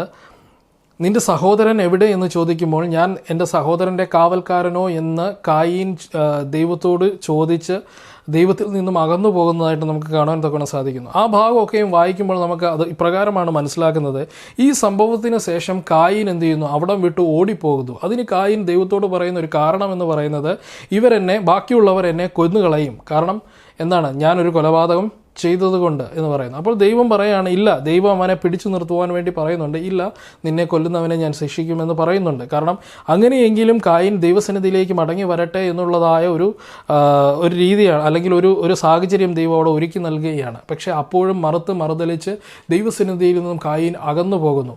അതിനുശേഷം ഹാബേലിന് പകരമായി ദൈവം കൊടുത്തതായ പുത്രനാണ് ഷേത്ത്. ഷേത്തിൻ്റെ ജീവിതത്തെക്കുറിച്ചും ഷേത്തിൻ്റെ വംശപാരമ്പര്യത്തെക്കുറിച്ചും നമ്മൾ മനസ്സിലാക്കുമ്പോൾ അത് ദൈവസന്നിധിയിൽ ദൈവത്തോടുള്ളതായ നിയമങ്ങൾ പാലിച്ചുകൊണ്ട് ദൈവത്തോട് അടുത്ത് ജീവിച്ചതായ ജനങ്ങൾ അവിടെ ഉണ്ടായിരുന്നു, അല്ലെങ്കിൽ ഷേത്തിൻ്റെ വംശപാരമ്പര്യത്തിൽ ഉണ്ടായിരുന്നു എന്ന് കാണുവാൻ തക്കവണ്ണം സാധിക്കുന്നു. അപ്പോൾ അവർ ദൈവത്തിൻ്റെ പുത്രന്മാരായിട്ടും കായീൻ്റെ പുത്രന്മാരും പുത്രിമാരും ഈ ലോകത്തിൻ്റെ രീതിയിലേക്ക് ജീവിതം നയിക്കുവാൻ തക്കവണ്ണം തിരഞ്ഞെടുത്തതുകൊണ്ട് അവർ മനുഷ്യരുടെ പുത്രന്മാരുമായി മാറി എന്ന് കാണാൻ തക്കവണ്ണം സാധിക്കുന്നു. ഇവിടെ സംഭവിക്കുന്നത്, അതായത് ഒരു 10ാമത്തെ തലമുറയിലേക്ക് എത്തിയപ്പോൾ എന്താണ് സംഭവിക്കുന്നത് എന്നുള്ളത് നമുക്ക് വളരെ വ്യക്തമായി കാണുവാൻ തക്കവണ്ണം സാധിക്കുന്നു. ദൈവത്തിനെ അനുസരിച്ച് ജീവിക്കുന്നതായ ജനങ്ങൾ, ഷേത്തിൻ്റെ വംശപാരമ്പര്യങ്ങളിൽ ഉണ്ടായിരുന്നവർ ദൈവത്തിൻ്റെ പുത്രന്മാരായിരുന്നു. അവർ എന്തു ചെയ്തു? ഈ ലോകത്തിൻ്റെ പുത്രിമാരായ കായീൻ്റെ വംശത്തിലുണ്ടായിരുന്നതായ എല്ലാ സ്ത്രീകളും സൗന്ദര്യമുള്ളവരെന്ന് കണ്ട് വിവാഹബന്ധത്തിൽ ഏർപ്പെട്ടതിന് ശേഷം അവരുടെ ജീവിതത്തിൽ സംഭവിക്കുന്ന കാര്യം, ദൈവത്തിൻ്റെ പുത്രിമാർ എന്തു ചെയ്യുന്നു? ഈ മനുഷ്യരുടെ പുത്രിമാരുടെ ജീവിതശൈലിയുമായി ചേർന്ന് അവർ ദൈവത്തിൽ നിന്ന് അകന്നു പോയതായിട്ട് കാണാൻ തക്കവണ്ണം സാധിക്കുന്നു. അങ്ങനത്തെ സാഹചര്യത്തിലാണ് അതിൻ്റെ 5ാമത്തെ വാക്യത്തിൽ ദൈവം ഭൂമിയെ നോക്കി വിലയിരുത്തുന്നു. ഈ ഭൂമിയിലുള്ളതായ സകല മനുഷ്യരും എന്തു ചെയ്തു? തെറ്റു ചെയ്തു എന്ന് കാണാൻ തക്കവണ്ണം സാധിക്കുന്നു. അവരുടെ ഹൃദയത്തിലെ നിരൂപണങ്ങൾ അത് അനീതിയുള്ളതായിരുന്നു എന്ന് വളരെ വ്യക്തമായി കാണുവാൻ തക്കവണ്ണം സാധിക്കുന്നുണ്ട്. അപ്പോഴാണ് ദൈവം തീരുമാനിക്കുന്നത്, ഈ പാപത്തെ ഈ ഭൂമിയിൽ നിന്നും നീക്കണം, പാപികളെ രക്ഷിക്കണം, എന്നാൽ പാപത്തെ ഈ ഭൂമിയിൽ നിന്നും നീക്കണം എന്നുള്ളതിനെക്കുറിച്ച്. കാരണം ഒരു അസുഖമായിരുന്നുവെങ്കിൽ അതിനെ ചികിത്സിച്ച് ഭേദപ്പെടുത്താമായിരുന്നു. ഒരു മുറിവായിരുന്നെങ്കിൽ അതിനെ വെച്ച് കെട്ടി സുഖപ്പെടുത്താമായിരുന്നു. പക്ഷേ ഈ പാപം സുഖപ്പെടുത്തുവാനോ അല്ലെങ്കിൽ അതിനെ ചികിത്സിച്ച് ഭേദമാക്കുവാനോ പറ്റാത്ത വിധം ഈ ലോകത്തിൽ പെരുകി എന്ന് ദൈവം മനസ്സിലാക്കി. എല്ലാവരും പാപം ചെയ്തു എന്ന് കാണുവാൻ തക്കോണം സാധിക്കുന്നു. അപ്പം ദൈവം ഈ ഭൂമിയിലേക്ക് വലിയൊരു ന്യായവിധി കൊണ്ടുവരുവാൻ തക്കോണം ശ്രമിക്കുന്നതായ ഒരു സാഹചര്യമാണ് നമ്മൾ ഈ ഭാഗത്ത് നിന്നും മനസ്സിലാക്കുന്നത്. ഇവിടെ ഈ ഗ്രന്ഥകർത്താവ് ഈ പാപത്തിൻ്റെ ഈ പെരുപ്പത്തെക്കുറിച്ച് അല്ലെങ്കിൽ ഈ പാപം ഈ ഭൂമിയിൽ വളരുന്നതിനെക്കുറിച്ച് ബാക്ടീരിയയുമായി ബന്ധപ്പെടുത്തി സംസാരിക്കുന്നു. ബാക്ടീരിയയെ സംബന്ധിച്ചിടത്തോളം അത് വിഘടിച്ച് ഏകദേശം 24 മണിക്കൂർ കൊണ്ട് 16 ദശലക്ഷം കണക്കിന് ബാക്ടീരിയയായി വളരുന്നത് പോലെ അതൊരു 48 മണിക്കൂർ കൊണ്ട് 100 കണക്കിന് ദശലക്ഷക്കണക്കിന് വളരുന്നത് പോലെ പാപം ഈ ഭൂമിയിൽ പെരുകി വന്ന് എന്ന് കാണുവാൻ തക്കോണം സാധിക്കുന്നുണ്ട്. അപ്പോൾ എങ്ങനെയാണ് പെരുകിയത്? ഓരോ കാലഘട്ടത്തിലും, അതായത് ഓരോ ജനറേഷനിലും, ഓരോ തലമുറയിലും ഓരോ പാപങ്ങൾ മനുഷ്യരിൽ ദൈവം കണ്ടു തുടങ്ങി എന്ന് കാണാൻ തക്കോണം സാധിക്കുന്നു. അങ്ങനെ പാപം ഈ ലോകത്തിലേക്ക് കടന്നു വന്ന് പാപം ഈ ലോകത്തിലെ മനുഷ്യരെ നിയന്ത്രിപ്പാൻ തക്കവണ്ണം തുടങ്ങി എന്ന് ഈ ഭാഗത്ത് നിന്ന് വ്യക്തമായി നമുക്ക് മനസ്സിലാക്കുവാൻ തക്കവണ്ണം സാധിക്കുന്നു. ആ സാഹചര്യത്തിലാണ് ദൈവം ഈ ഭൂമിയെ നശിപ്പിക്കുവാൻ തക്കവണ്ണം തീരുമാനിക്കുന്നു. ആ സാഹചര്യത്തിലാണ് ദൈവം ഈ മനുഷ്യരുടെ ഇടയിൽ നിന്നും ഒരു നീതിമാനെ കണ്ടെത്തുന്നതായിട്ട് നമുക്ക് കാണുവാൻ തക്കവണ്ണം സാധിക്കുന്നുണ്ട്. അതാണ് തിങ്കളാഴ്ചത്തെ ഭാഗത്ത് പറയുന്നത് നോഹ എന്ന മനുഷ്യൻ. നോഹ എന്ന മനുഷ്യനെക്കുറിച്ച് ഇവിടെ പറയുകയാണ്. ഈ നോഹ എന്ന മനുഷ്യനാണ് ദൈവത്തിൻ്റെ കൃപ ലഭിച്ചത് എന്ന് കാണുവാൻ തക്കോണം സാധിക്കുന്നു. ഉൽപ്പത്തി പുസ്തകം 6-ാം അധ്യായം അതിൻ്റെ 9-ാമത്തെ വാക്യം വായിക്കുന്നത് ഇപ്രകാരമാണ്: നോഹയുടെ വംശപാരമ്പര്യം എന്തെന്നാൽ നോഹ നീതിമാനും തൻ്റെ തലമുറയിൽ നിഷ്കളങ്കനുമായിരുന്നു. നോഹ ദൈവത്തോട് കൂടെ നടന്നു. ഇവിടെ നോഹയെ ദൈവം നോക്കിയപ്പോൾ നോഹയുടെ ഹൃദയത്തിലെ വിചാരങ്ങളും അവൻ്റെ നിരൂപണങ്ങളും എപ്പോഴും നീതിയുള്ളതായിരുന്നു എന്ന് കാണുവാൻ തക്കോണം സാധിക്കുന്നു. അവൻ്റെ പ്രവൃത്തികളിൽ ആ നീതി വെളിപ്പെട്ടിരുന്നു എന്ന് കാണുവാൻ തക്കോണം സാധിക്കുന്നുണ്ട്. ഇവിടെ പറയുകയാണ്, നോഹ നിഷ്കളങ്കനായിരുന്നു, അവൻ നീതിമാനായിരുന്നു, അവൻ ദൈവത്തോട് കൂടെ നടക്കുന്നതാണ്. അപ്പോൾ നോഹയെക്കുറിച്ചുള്ളതായ 3 സവിശേഷതകൾ അതായിരുന്നു. അതുകൊണ്ടായിരുന്നു നോഹയെ ദൈവം എന്ത് ചെയ്തത്, തിരഞ്ഞെടുത്തത് എന്ന് കാണുവാൻ തക്കോണം സാധിക്കുന്നു. ദൈവം എപ്പോഴും ബാഹ്യമായ പ്രകടനങ്ങളെ അല്ല നോക്കുന്നത്, ഹൃദയത്തിലെ നിരൂപണങ്ങളും വിചാരങ്ങളെയുമാണ് നോക്കുന്നത്. അതുകൊണ്ടാണ് മനുഷ്യരുടെ ഹൃദയത്തിലെ നിരൂപണങ്ങളും വിചാരങ്ങളും ഏറ്റവും തെറ്റുള്ളതായതെന്ന് ദൈവത്തിന് തോന്നിയതും അല്ലെങ്കിൽ മനസ്സിലായതും. അതുകൊണ്ട് ഈ ഭൂമിയെ നശിപ്പിക്കുവാൻ തക്കോണം തീരുമാനിക്കുന്നു. ഇപ്പോൾ നോഹയെ സംബന്ധിച്ചിടത്തോളം നോഹ അവൻ്റെ ഹൃദയത്തിൽ നീതി മാത്രം എപ്പോഴും ചിന്തിക്കുന്നതായ മനുഷ്യനായിരുന്നു. അവൻ്റെ പ്രവൃത്തികളിൽ ആ നീതി വെളിപ്പെട്ടിരുന്നു എന്ന് കാണുവാൻ തക്കോണം സാധിക്കുന്നുണ്ട്. അങ്ങനെ യഹോവയുടെ കൃപ ഈ നോഹയ്ക്ക് ലഭിക്കുന്നതായിട്ട് നമുക്ക് കാണാൻ കഴിയുന്നുണ്ട്. 3 കാര്യങ്ങളാണ് നോഹയെക്കുറിച്ച് പറയുന്നത്. അവൻ നീതിമാനായിരുന്നു, നിഷ്കളങ്കനായിരുന്നു, അവൻ ദൈവത്തോട് കൂടെ നടന്നവനായിരുന്നു. നീതിമാൻ, അവൻ നിഷ്കളങ്കൻ എന്ന് പറഞ്ഞു കഴിഞ്ഞാൽ അവൻ കളങ്കമില്ലാതെ തീരുമാനങ്ങൾ എടുക്കുന്നവനായിരുന്നു. അവനെ ഏൽപ്പിക്കുന്നതായ ഉത്തരവാദിത്തങ്ങളോട് അവൻ വിശ്വസ്തത പുലർത്തുന്നവനായിരുന്നു എന്ന് കാണുവാൻ തക്കോണം സാധിക്കുന്നു. ദൈവത്തോട് കൂടെ നടന്നു എന്ന് പറയുന്നുണ്ട്. വേദപുസ്തകത്തിൽ ദൈവത്തോട് കൂടെ നടന്നായ മറ്റൊരു വ്യക്തിയെക്കുറിച്ച് പറയുന്നുണ്ട്. അത് ഹാനോക്കായിരുന്നു എന്ന് കാണുവാൻ തക്കോണം സാധിക്കുന്നു. അതുകൊണ്ട് എന്താണ് സംഭവിച്ചത്? ഹാനോക്ക് മരണം കാണാതെ, ഈ മരണപ്പെടാതെ ദൈവം ഹാനോക്കിനെ എടുത്തു. അതായത് ദൈവത്തോട് ഒരു അടുത്ത ബന്ധം ഹാനോക്കിനെ പോലെ തന്നെ നോഹയ്ക്കും ഉണ്ടായിരുന്നു എന്ന് കാണുവാൻ തക്കോണം സാധിക്കുന്നു. ആമോസിൻ്റെ പ്രവചന പുസ്തകത്തിൽ പറയുന്നത്, ഒരുവനോട് ഒത്തിട്ടല്ലാതെ ഒരുമിച്ച് നടക്കുവാൻ തക്കോണം സാധിക്കത്തില്ല. നോഹ ദൈവത്തോട് കൂടെ ഒരുമിച്ച് നടന്നു എങ്കിൽ അത് ദൈവം പറഞ്ഞതായ കാര്യങ്ങൾ നോഹ അംഗീകരിച്ച് തൻ്റെ ജീവിതത്തിൽ അത് അനുസരിക്കുവാൻ മനസ്സ് കാണിച്ചപ്പോഴാണ്. അപ്പോൾ ദൈവത്തോട് അടുത്ത ഒരു ജീവിതം, പ്രാർത്ഥനയിലൂടെ ഒരു അടുത്ത ജീവിതം ഉണ്ടായിരുന്നു. അവൻ്റെ പ്രവൃത്തികളിലൂടെ ദൈവത്തോട് അടുത്തൊരു ജീവിതം ഉണ്ടായിരുന്നു എന്ന് വളരെ വ്യക്തമായി മനസ്സിലാക്കുവാൻ തക്കോണം സാധിക്കുന്നു. അതുകൊണ്ട് നോഹയ്ക്ക് ദൈവത്തിൻ്റെ കൃപ ലഭിച്ചു എന്ന് വളരെ വ്യക്തമായി ഇവിടെ കാണുന്നു. കൃപ എന്നുള്ള പദം വേദപുസ്തകത്തിൽ ആദ്യമായി കാണുന്നത് ഈ ഭാഗത്താണ്. നോഹ നീതിമാനായിരുന്നു, നിഷ്കളങ്കനായിരുന്നു, നോഹ ദൈവത്തോട് കൂടെ നടന്ന മനുഷ്യനായിരുന്നു. എന്നാൽ പാപം ചെയ്ത് മനുഷ്യകുലം മുഴുവനും ഈ മരണത്തിന് അധീനമായ ശരീരത്തിൽ ആയതുകൊണ്ട് തന്നെ നോഹയ്ക്കും ദൈവത്തിൻ്റെ കൃപ ആവശ്യമായിരുന്നു. അതുകൊണ്ട് ആ കൃപ നോഹയ്ക്ക് ലഭിച്ചു എന്ന് കാണാൻ തക്കവണ്ണം സാധിക്കുന്നു. എന്താണ് അവിടെ സംഭവിക്കുന്നത്? ഈ കൃപ ലഭിച്ചതിന് ശേഷം നോഹയോട് ദൈവം ഒരു ഉടമ്പടി ചെയ്യുന്നതാണ് നമ്മൾ ഈ പാഠഭാഗത്ത് നിന്ന് മനസ്സിലാക്കുന്നത്. അത് നോഹയോടുള്ളതായ ദൈവത്തിൻ്റെ ഉടമ്പടിയായിരുന്നു എന്ന് ചൊവ്വാഴ്ചത്തെ ഭാഗത്ത് നമ്മളെ പറഞ്ഞ് മനസ്സിലാക്കി തരികയാണ്. എന്തായിരുന്നു ആ ഉടമ്പടി എന്ന് നമ്മൾ കഴിഞ്ഞ ആഴ്ച ചിന്തിച്ചതാണ്. ഒരിക്കൽ കൂടി അതിനെക്കുറിച്ചൊന്ന് വളരെ ചുരുക്കത്തിൽ ചിന്തിച്ചതിന് ശേഷം കടന്നു പോകാൻ തക്കൊണ്ട് ആഗ്രഹിക്കുകയാണ്. അവിടെ പറയുന്ന ഇപ്രകാരമാണ്, നോഹയോട് ദൈവം പറയുകയാണ്, എന്താണ്? നീയും നിൻ്റെ ഭാര്യയും നിൻ്റെ പുത്രന്മാരും പുത്രന്മാരുടെ ഭാര്യമാരും പെട്ടകത്തിനുള്ളിൽ കടക്കണം. ഇത് ഞാൻ നിന്നോട് ചെയ്യുന്നതായ ഒരു നിയമമാണ്, അല്ലെങ്കിൽ നിന്നോട് ചെയ്യുന്നതായ ഒരു ഉടമ്പടിയാണ്, അല്ലെങ്കിൽ നിന്നോട് ചെയ്യുന്നതായൊരു കവനൻ്റാണ് എന്ന് നമുക്ക് കാണാൻ തക്കണം സാധിക്കുന്നുണ്ട്. അപ്പം നോഹയോട് പറയുകയാണ്, നീ രക്ഷ പ്രാപിക്കുവാൻ വേണ്ടി പെട്ടകത്തിനുള്ളിലേക്ക് പ്രവേശിക്കണമെന്ന് പറയുകയാണ്. പെട്ടകം പണിയുകയും അതുമാത്രവുമല്ല, ആ പെട്ടകത്തിലേക്ക് നിനക്ക് ആവശ്യമായ വസ്തുക്കൾ ശേഖരിക്കുന്നത്, പ്രത്യേകിച്ച് ഭക്ഷ്യവസ്തുക്കൾ ശേഖരിക്കുന്നതിനോടൊപ്പം തന്നെ നീ അതുമായി നിൻ്റെ കുടുംബവുമായി അതിനുള്ളിലേക്ക് പ്രവേശിക്കുക എന്ന് പറയുന്നതായ ഒരു സാഹചര്യം ഇവിടെ നമുക്ക് കാണുവാൻ തക്കോണം സാധിക്കുന്നു. ഇവിടെ ദൈവം നോഹയുമായിട്ടുള്ളതായ ഈ ഉടമ്പടി ചെയ്യുന്നതായ സാഹചര്യത്തിൽ തീർച്ചയായിട്ടും ഈ ഭാഗത്ത് നിന്ന് നമ്മൾ മനസ്സിലാക്കുന്നത്, അത് ദൈവം നോഹയുമായിട്ട് ചെയ്യുന്ന ഉടമ്പടിയിൽ മാത്രവുമല്ല, ദൈവത്തിൻ്റെ മറ്റ് ഉടമ്പടികളിലെല്ലാം നമ്മൾ കോമൺ ആയിട്ട് കാണുന്ന മറ്റ് ഘടകം എന്ന് പറയുന്നത് എന്താണ്? ദൈവം എൻ്റെ ഉടമ്പടി എന്നാണ് പറയുന്നത്. അപ്പം നമ്മുടെ ഉടമ്പടി എന്നല്ല പറയുന്നത്, എൻ്റെ ഉടമ്പടി. അത് വ്യക്തമാക്കുന്നത് മറ്റൊന്നുമല്ല, ദൈവം തരുന്നതായ ഈ ഉടമ്പടി ദൈവത്തിൻ്റെ ഉടമ്പടിയാണ്. പക്ഷേ ഇതിൻ്റെ ഗുണഭോക്താക്കൾ എപ്പോഴും മനുഷ്യർ മാത്രമാണ്. നിങ്ങൾ ദൈവം പറയുന്നതായ കാര്യങ്ങൾ അനുസരിച്ചാൽ ദൈവം നൽകുന്നതായ വലിയ വാഗ്ദത്തം അനുഭവിക്കുന്നത് നിങ്ങൾ തന്നെയാണ് എന്ന് വളരെ വ്യക്തമായി കാണുവാൻ തക്കോണം സാധിക്കുന്നു. അപ്പോൾ ദൈവത്തിൻ്റെ ഉടമ്പടിയിൽ അടങ്ങിയിരിക്കുന്ന മറ്റൊരു ഘടകം എന്ന് പറയുന്നത്, എൻ്റെ ഉടമ്പടി എന്ന് പറയുമ്പോൾ, നമ്മൾ എന്ന് പറയുമ്പോൾ അതിൽ തുല്യമായി ഗുണഭോക്താക്കളാണ്. എന്നാൽ എൻ്റെ ഉടമ്പടി ഞാൻ നിനക്ക് തരുന്നു എന്ന് പറയുമ്പോൾ അതിൻ്റെ ഗുണഭോക്താക്കൾ എന്ന് പറയുന്നത് മനുഷ്യർ മാത്രമാണ് എന്ന് കാണുവാൻ തക്കോണം സാധിക്കുന്നു. അതിൻ്റെ നന്മ അനുഭവിക്കുന്നത് മനുഷ്യർ മാത്രമാണ് എന്ന് കാണുവാൻ തക്കോണം സാധിക്കുന്നു. അപ്പോൾ ഇവിടെ നിന്ന് മനസ്സിലാക്കുന്ന ഒരു കാര്യം, ഈ ഉടമ്പടി എല്ലാം ദൈവം നൽകിയിരിക്കുന്നത് ദൈവത്തിൻ്റെ രക്ഷയെ പദ്ധതിയെ വെളിപ്പെടുത്തുന്നതിന് വേണ്ടിയാണ്. പിന്നീട് ജലപ്രളയത്തിന് ശേഷം ദൈവം ഒരു ഉടമ്പടി ചെയ്യുന്നുണ്ട്.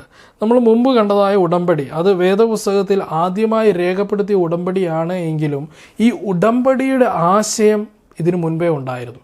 അതുകൊണ്ടാണ് വെളിപ്പാട് പുസ്തകം 13-ാം അധ്യായത്തിൽ പറയുന്നത്, വെളിപ്പാട് പ്രവചന പുസ്തകം 13-ാം അധ്യായത്തിൽ പറയുന്നത്, ഈ കർത്താവായ യേശു ക്രിസ്തു ലോകസ്ഥാപനത്തിന് മുൻപേ അറക്കപ്പെട്ട കുഞ്ഞാട് എന്ന് എഴുതിയിരിക്കുന്നത്.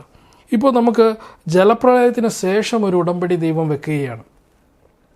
അത് എന്താണ് എന്ന് വളരെ വ്യക്തമായി നമുക്ക് കാണാൻ തക്കോണം സാധിക്കുന്നുണ്ട്. ഉൽപ്പത്തി പുസ്തകം 9-ാം അധ്യായത്തിൻ്റെ 12-13 വാക്യങ്ങൾ അത് ഇപ്രകാരമാണ് വായിക്കുന്നത്: ഞാനും നിങ്ങളും നിങ്ങളോട് കൂടെയുള്ള സകല ജീവികളും തമ്മിൽ തലമുറയോളം സദാകാലത്തേക്കും ചെയ്യുന്ന നിയമത്തിൻ്റെ അടയാളമാവിത്. ഞാൻ എൻ്റെ വില്ല് മേഘത്തിൽ വയ്ക്കുന്നു, അത് ഞാനും ഭൂമിയും തമ്മിലുള്ള നിയമത്തിന് അടയാളമായിരിക്കും. അപ്പോൾ ഇവിടെ ദൈവം ഒരു മഴവില്ല് അടയാളമാക്കി വെച്ചുകൊണ്ട് മനുഷ്യരോട്, അതിവിടെ പറയുന്ന ഇപ്രകാരമാണ്, മനുഷ്യരോട് മാത്രമല്ല സകല ജന്തുക്കളോടും കൂടെ ഈ ലോകത്തോട് ദൈവം, അല്ലെങ്കിൽ ഈ ഭൂമിയോട് ദൈവം ചെയ്യുന്ന ഒരു ഉടമ്പടിയാണ്. അതിനൊരു കാരണമുണ്ടായിരുന്നു.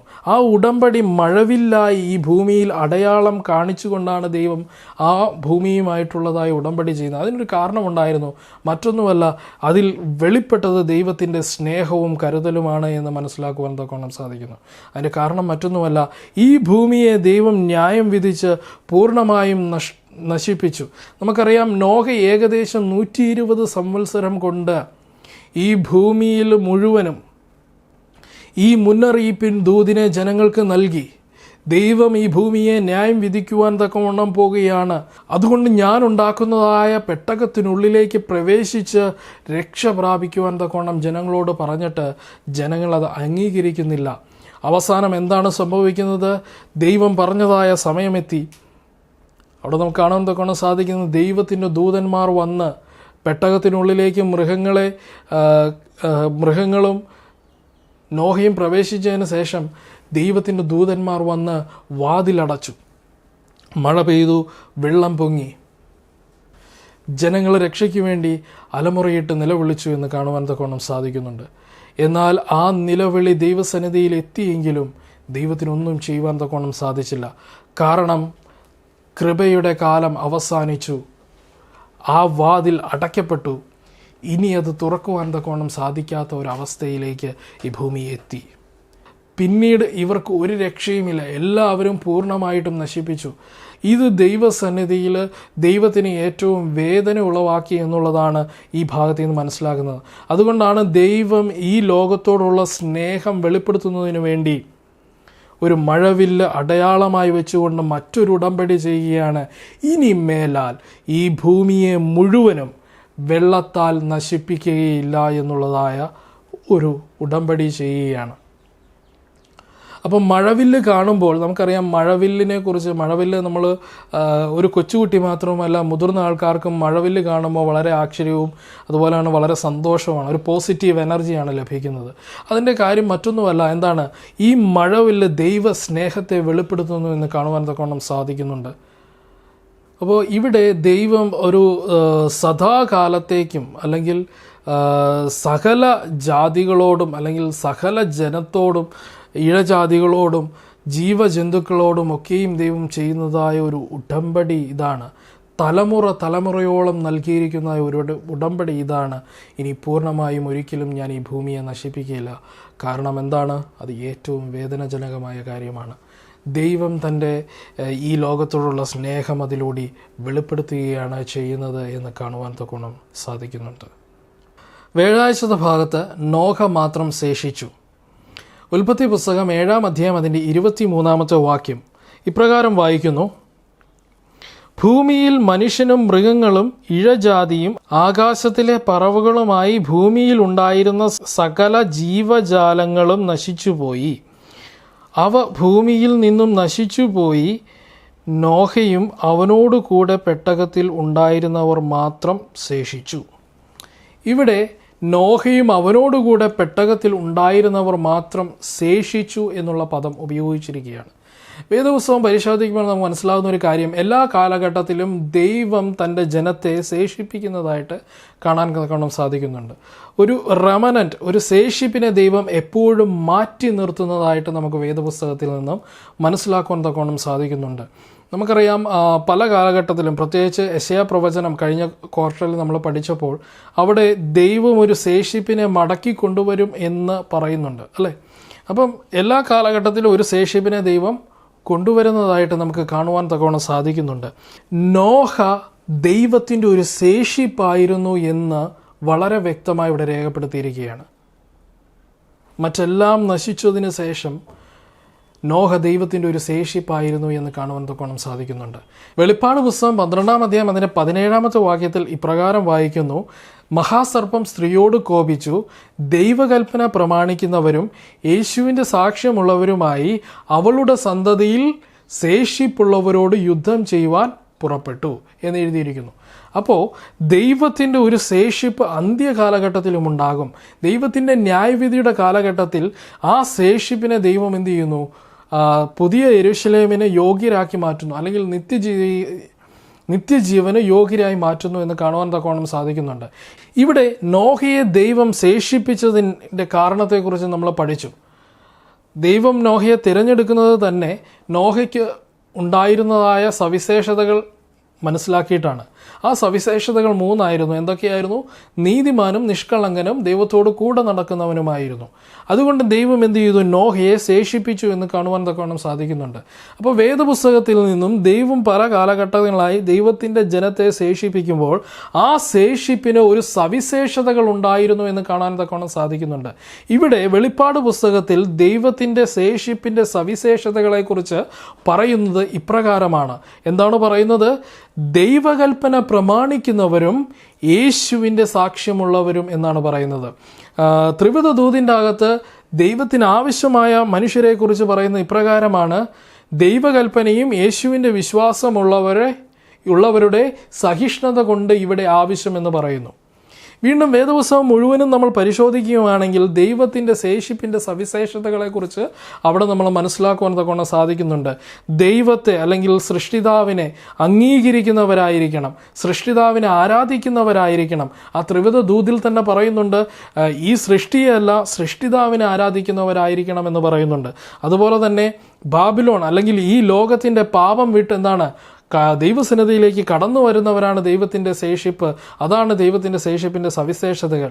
ഈ ലോകത്തിൻ്റെ കളങ്കം പറ്റാതെ വണ്ണം തന്നെത്താൻ കാത്തുകൊള്ളുന്നത്, പ്രത്യേകിച്ച് മൃഗത്തെയോ അതിൻ്റെ പ്രതിമയെ നമസ്കരിക്കുകയോ നെറ്റിയിലോ കൈമേലോ മുദ്ര ഏൽക്കാത്തവരാണ് ദൈവത്തിൻ്റെ ശേഷിപ്പ് എന്ന് കാണുവാൻ തക്കോണം സാധിക്കുന്നു. അത് ദൈവത്തിൻ്റെ ശേഷിപ്പിൻ്റെ ഒരു സവിശേഷതയാണ്. ദൈവത്തിൻ്റെ കൽപ്പന അനുസരിക്കുന്നവരാണ്. അത് കൽപ്പന ഒന്നുപോലും തെറ്റാതെ, വേദപുസ്തകം വളരെ വ്യക്തമായി പറയുന്നു, ഒന്നിൽ തെറ്റിപ്പോയാൽ സകലത്തിനും കുറ്റക്കാരനാകുന്നു. അപ്പം അത് വിഗ്രഹങ്ങൾ ഉണ്ടാക്കുന്നതാണെങ്കിലും അന്യദൈവത്തെ ആരാധിക്കുന്നതാണെങ്കിലും അതുപോലെ തന്നെ ദൈവനാമം വൃത എടുക്കുന്നതാണെങ്കിലും ശബത്ത് നാളിനെ ശുദ്ധീകരിക്കുന്നതിനാണെങ്കിലും മോഷ്ടിക്കുന്നതാണെങ്കിലും കൊല ചെയ്യുന്നതാണെങ്കിലും വ്യഭിചാരം ചെയ്യുന്നതാണെങ്കിലും കൂട്ടുകാരനെതിരെ കള്ളസാക്ഷ്യം പറയുന്നതാണെങ്കിലും കൂട്ടുകാരൻ്റെ യാതൊന്നിനെയും മോഹിക്കുന്ന എന്നീ കൽപ്പനകളിൽ ഏതു തന്നെ ആയാലും ഒന്നുപോലും തെറ്റിക്കാതെ പാലിക്കുന്നവരാണ് ദൈവത്തിൻ്റെ ശേഷിപ്പ് എന്ന് വളരെ വ്യക്തമായി ഇവിടെ രേഖപ്പെടുത്തുകയാണ്. യേശുവിൽ ആശ്രയിക്കുവാൻ മനസ്സ് കാണിക്കുന്നവരാണ് ദൈവത്തിൻ്റെ ശേഷിപ്പ്. അപ്പം ദൈവത്തിൻ്റെ ശേഷിപ്പിൻ്റെ സവിശേഷതകളെക്കുറിച്ച് നമ്മൾ ചിന്തിക്കുമ്പോൾ വേദപുസ്തകത്തിൽ ഒരുപാട് സവിശേഷതകളുണ്ട്. ഈ സവിശേഷതകളെല്ലാം ഉള്ളവരായിരിക്കണം ദൈവത്തിൻ്റെ ശേഷിപ്പ്. ഈ സവിശേഷതകൾ എല്ലാം ഉള്ളവരാണ് ദൈവത്തിൻ്റെ ശേഷിപ്പ് എന്ന് കാണുവാൻ തക്കോണം സാധിക്കുന്നു. അപ്പോൾ ദൈവത്തിൻ്റെ ശേഷിപ്പ് എന്ന് പറയുന്നത് എല്ലാവരും ഈ ലോകത്തിൽ തെറ്റിപ്പോയി പാപത്തിൽ വീണുപോയതിനു ശേഷം ശേഷിക്കുന്നവരാണ് എന്ന് കാണാൻ കഴിയുന്നുണ്ട്. നമുക്കറിയാം, നോഹയുടെ കഥയിൽ നിന്ന് തന്നെ നമ്മൾ പഠിക്കുന്ന ഒരു സത്യമുണ്ട്. ദൈവം 120 സംവത്സരം ജനങ്ങൾക്ക് കൊടുത്തു. മാനസാന്തരപ്പെട്ട് പെട്ടകത്തിനുള്ളിലേക്ക് പ്രവേശിക്കുവാൻ തക്കവണ്ണം ഈ 120 സംവത്സരവും നോഹയിലൂടെ ദൈവം അവരോട് മുന്നറിയിപ്പിൻ്റെ ദൂതിനെ നൽകിക്കൊണ്ടിരുന്നപ്പോൾ അവർ അത് കേൾക്കുവാനോ മനസ്സ് വെച്ച് ദൈവത്തിൽ ആശ്രയിക്കുവാനോ അവർ ആഗ്രഹിക്കുകയോ അതിനുള്ളതായ ഒരു കാര്യങ്ങളോ ചെയ്തില്ല. പക്ഷെ എന്താണ് സംഭവിക്കുന്നത്? 120 സംവത്സരത്തിന് ശേഷം മഴ പെയ്യുന്നു, വെള്ളം പൊങ്ങുന്നു, ദൈവത്തിൻ്റെ ദൂതൻ വന്ന് പെട്ടകത്തിൻ്റെ വാതിൽ അടയ്ക്കുന്നു. അവരുടെ കൃപയുടെ വാതിൽ അടയ്ക്കപ്പെട്ടതായ സമയം. ഇന്ന് ഈ കാലഘട്ടത്തിൽ നമ്മൾ ജീവിക്കുമ്പോഴും നമ്മളുടെ ഇടയിലും ഈ കൃപയുടെ വാതിൽ അടയുന്നതായ ഒരു കാലഘട്ടം വരെമേ ദൈവസന്നിധിയിൽ ആശ്രയിക്കുവാനോ അല്ലെങ്കിൽ ദൈവത്തിലേക്ക് മടങ്ങി വരുവാനോ നമുക്കൊരു സാഹചര്യമുള്ളൂ. ആ സാഹചര്യത്തിൽ അത് ചെയ്തെങ്കിൽ മാത്രമേ നമ്മൾ ദൈവത്തിൻ്റെ ശേഷിപ്പായി നിലനിൽക്കുകയുള്ളൂ എന്ന് കാണുവാൻ തക്കോണം സാധിക്കുന്നു. അങ്ങനെ ഈ ഭൂമിയിൽ ഈ ശേഷിപ്പായി നമ്മൾ നിലകൊള്ളുന്നതായ സാഹചര്യത്തിൽ, പ്രത്യേകിച്ച് നീതിമാനായി നിഷ്കളങ്കനായി ദൈവത്തോട് കൂടെ നടക്കുവാൻ തീരുമാനിക്കുന്നതായ ജനത്തോട് പിശാച് എപ്പോഴും യുദ്ധം ചെയ്യുവാൻ തക്കവണ്ണം വരും. അവർക്ക് എപ്പോഴും കഷ്ടപ്പാടുണ്ടാകുമെന്നുള്ളത് ഈ ഭാഗങ്ങളിൽ നിന്ന്, വെളിപ്പാട് പുസ്തകത്തിൽ നിന്ന് നമ്മൾ മനസ്സിലാക്കാൻ തക്കൊണ്ട് സാധിക്കുന്നു. അപ്പോൾ ദൈവം പറയുകയാണ്, ഈ ദൈവകൽപ്പന അനുസരിക്കുന്നത് കൊണ്ട്, യേശുവിനെ അംഗീകരിക്കുന്നത് കൊണ്ട് എന്താണ് സംഭവിക്കുന്നത്? നമ്മൾ പലതും സഹിക്കേണ്ടതായിട്ട് വരും. ആ സഹിക്കേണ്ടതായ സാഹചര്യത്തിൽ അത് സഹിക്കുവാൻ നമുക്ക് സാധിക്കണം. അതുകൊണ്ടാണ് ഇവിടെ പറയുന്നത് പേഷ്യൻസ് അല്ലെങ്കിൽ സഹനശക്തി നമുക്കുണ്ടാവണം, അതായത് സഹിഷ്ണുത നമുക്കുണ്ടാകണം എന്ന് കാണുവാൻ തക്കവണ്ണം സാധിക്കുന്നു. ആ സഹിഷ്ണുത ഉള്ളവരാണ് ദൈവത്തിൻ്റെ ശേഷിപ്പ് എന്ന് വളരെ വ്യക്തമായി ഇവിടെ കാണുവാൻ തക്കവണ്ണം സാധിക്കുന്നുണ്ട്. ആ സഹിഷ്ണുതയുള്ളവരാണ് ദൈവത്തിൻ്റെ ശേഷിപ്പ് എന്ന് കാണുവാൻ തക്കവണ്ണം സാധിക്കുന്നു. ആ സഹിഷ്ണുതയും ആ ദൈവകൽപ്പന അനുസരണയുമാണ് ശേഷിപ്പിൻ്റെ സവിശേഷതകളെന്നും നമുക്ക് മനസ്സിലാക്കുവാൻ തക്കവണ്ണം സാധിക്കുന്നു. അപ്പോൾ ഒന്ന് ചിന്തിച്ചു നോക്കുക, ഈ നോഹയുടെ ഉടമ്പടിയിൽ നിന്നും നമ്മൾ എന്താണ് മനസ്സിലാക്കുന്നത്? അതായത് ദൈവത്തിൻ്റെ കൃപ ഇന്ന് നമ്മുടെ ഇടയിലുണ്ട്. ആ കൃപയിലൂടെ ദൈവം നമ്മളോട് ദൈവസന്നിധിയിലേക്ക് മടങ്ങി വന്ന് രക്ഷ പ്രാപിക്കുവാൻ തക്കവണ്ണം ആഹ്വാനം ചെയ്യുകയാണ്. പക്ഷെ നമ്മൾ എന്ത് ചെയ്യുന്നു? വീണ്ടും മറുതലിച്ച് ദൈവസന്നിധിയിൽ നിന്ന് അകന്നു പൊയ്ക്കൊണ്ടിരിക്കുന്നതായ ഒരു സാഹചര്യമാണ്. നമ്മൾ വേദപുസ്തകം പരിശോധിക്കുമ്പോൾ ഈ ദൈവത്തിൻ്റെ ശരിയായ മുന്നറിയിപ്പിൻ ദൂതിനെ നൽകിയിട്ടും എന്തുകൊണ്ട് ജനങ്ങൾ വീണ്ടും മറുതലിക്കുന്നു എന്നുള്ളത് ഒരു ചോദ്യമാണ്. ആ ചോദ്യത്തിൻ്റെ ഉത്തരം ഇപ്രകാരമാണ് വേദപുസ്തകത്തിൽ നമ്മൾ മനസ്സിലാക്കുന്നത്. ആ മനുഷ്യർ എല്ലാവരും വെളിച്ചത്തേക്കാൾ കൂടുതൽ ഇരുട്ടിനെ സ്നേഹിക്കുന്നു എന്നുള്ളതാണ്. അല്ലെങ്കിൽ വെളിച്ചത്തിൻ്റെ പ്രവൃത്തിയേക്കാൾ കൂടുതൽ അവർ ഇരുട്ടിൻ്റെ പ്രവൃത്തിയെ ആഗ്രഹിക്കുന്നു, വാഞ്ചിക്കുന്നു, അത് ചെയ്യുന്നു എന്നുള്ളത് കൊണ്ടാണ്.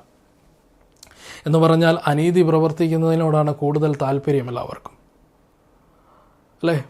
അതാണ് കൂടുതൽ എളുപ്പമെന്ന് കാണാൻ തക്കവണ്ണം സാധിക്കുന്നു. യോഹന്നാൻ 3-ാം അധ്യായം അത് 19-ാമത്തെ വാക്യത്തിൽ പറയുന്നത്, വെളിച്ചം അവരുടെ ഇടയിൽ ഉണ്ടായിട്ടും, അതായത് സത്യം അവരുടെ ഇടയിൽ ഉണ്ടായിരുന്നിട്ടും, ഈ സത്യത്തെക്കുറിച്ചുള്ളതായ ബോധ്യം അവരുടെ ഇടയിലേക്ക് കടന്നു വന്നിട്ടും, അവർ മനസ്സിലാക്കിയിട്ടും അവർ കൂടുതൽ ഇഷ്ടപ്പെട്ടത് ഇരുട്ടിൻ്റെ പ്രവൃത്തികളെ ആയിരുന്നു എന്ന് കാണുവാൻ തക്കവണ്ണം സാധിക്കുന്നുണ്ട്. ആ ഭാഗം വായിക്കുമ്പോൾ വളരെ വ്യക്തമായി കാണാൻ കഴിയുന്നുണ്ട്. അതുമാത്രവുമല്ല, പലരെയും ദൈവസന്നിധിയിലേക്ക് കടന്നു വരുവാൻ ആഗ്രഹമുണ്ടായിട്ടും അതിൽ നിന്നും അവരെ ഒഴിവാക്കി നിർത്തുന്നത് അവരുടെ പാരമ്പര്യമാണ്, അവരുടെ പാരമ്പര്യമായ ആചാര അനുഷ്ഠാനങ്ങളാണ് എന്ന് നമുക്ക് മനസ്സിലാക്കുവാൻ തക്കവണ്ണം സാധിക്കുന്നുണ്ട്. എന്നെ കേൾക്കുന്ന എൻ്റെ പ്രിയപ്പെട്ടവരെ, ഈ പാരമ്പര്യമായ ആചാര അനുഷ്ഠാനങ്ങളൊക്കെയും വിട്ടു വരേണ്ടതായ സാഹചര്യം ആയിരിക്കുകയാണ്. അവളെ വിട്ടു പോരേണ്ടതായ സാഹചര്യം ആയിരിക്കുകയാണ്. കാരണം ദൈവം വളരെ വ്യക്തമായി പറയുന്നു, ഒരു അന്തിമ ന്യായവിധിയുണ്ട്. ആ അന്തിമ ന്യായവിധിയിൽ ഒരു ശേഷിപ്പായി നിലകൊള്ളണമെങ്കിൽ ഈ ലോകത്തിൽ നിങ്ങൾ കഷ്ടങ്ങൾ അനുഭവിക്കുന്നതോടൊപ്പം തന്നെ ഈ ലോകത്തിൽ ദൈവകൽപ്പനയും യേശുവിൻ്റെ വിശ്വാസവും കാത്തുകൊള്ളണം. നിങ്ങൾ നീതിമാനായിരിക്കണം, നിഷ്കളങ്കനായിരിക്കണം, ദൈവത്തോട് കൂടെ നടക്കുന്നവരായിരിക്കണം. എന്നെ കേൾക്കുന്ന എൻ്റെ പ്രിയപ്പെട്ടവരെ, ഈ പാഠത്തിൽ നിന്ന് നമ്മൾ മനസ്സിലാക്കുന്ന ഒരു കാര്യം, നമ്മൾ ആ ശേഷിപ്പിനോട് കൂടെയുള്ളവരായിരിക്കണം, ആ ശേഷിപ്പ് ജനത്തോടൊപ്പമുള്ളവരായിരിക്കണം. അതാണ് ദൈവം നമ്മളിൽ നിന്ന് ആഗ്രഹിക്കുന്നതായ വലിയ കാര്യം. അപ്പോൾ ശേഷിപ്പിൻ്റെ സവിശേഷതകൾ എന്തൊക്കെയെന്ന് മനസ്സിലാക്കി ആ സവിശേഷതകൾ നമ്മുടെ ജീവിതത്തിൽ ഉണ്ടാകുന്നതിന് വേണ്ടി നമ്മൾ പ്രാർത്ഥിക്കുകയും പ്രവർത്തിക്കുകയും ചെയ്യണമെന്നുള്ളതാണ്. യേശുവിൽ നമ്മൾ കൂടുതൽ വിശ്വസിക്കേണ്ടത് ആവശ്യമാണ്. ദൈവകൽപ്പന നമ്മൾ പൂർണ്ണമായും അനുസരിക്കേണ്ടത് ആവശ്യമാണ് എന്ന് കാണുവാൻ തക്കവണ്ണം സാധിക്കുന്നു.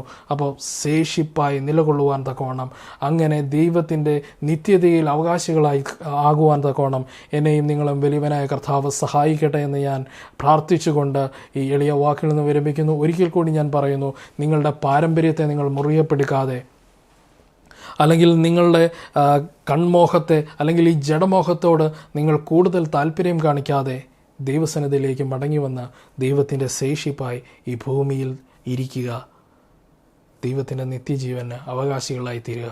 ദൈവം നിങ്ങൾ ഓരോരുത്തരെയും അനുഗ്രഹിക്കുമാറാകട്ടെ. ആമേൻ.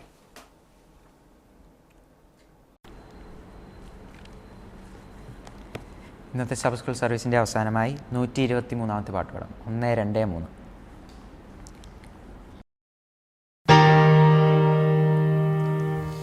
യേശുവേ അപേക്ഷ കേട്ടു മാറിപ്പോകല്ലേ, അന്യരെ നീ കൈക്കൊള്ളുമ്പോൾ എന്നെ തള്ളല്ലേ.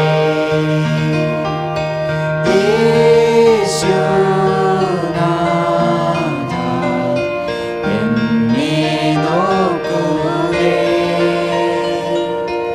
അന്യരെ നീ കൈക്കൊള്ളുമ്പോൾ എന്നെ തള്ളല്ലേ. നിൻ കൃപാസനെ ആശ്വാസം നൽകിടണമേ, എൻ വിശ്വാസക്കേട് നീക്കി മാപ്പു നൽകുകേ. യേശുനാഥ എന്നെ നോക്കുകേ, അന്യരെ നീ കൈക്കൊള്ളുമ്പോൾ എന്നെ തള്ളല്ലേ. നിൻ പ്രഭാതത്തിങ്കൾ മാത്രം ആശ വയ്ക്കുന്നേ, വേദനപ്പെടുമെന്നാത്മം സൗഖ്യമാക്കുകേ.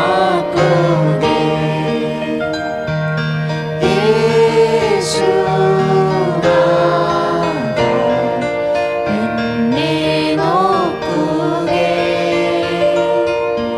അന്യരെ നീ കൈക്കൊള്ളുമ്പോൾ എന്നെ തള്ളല്ലേ. എന്നാശ്വാസമാകുന്നു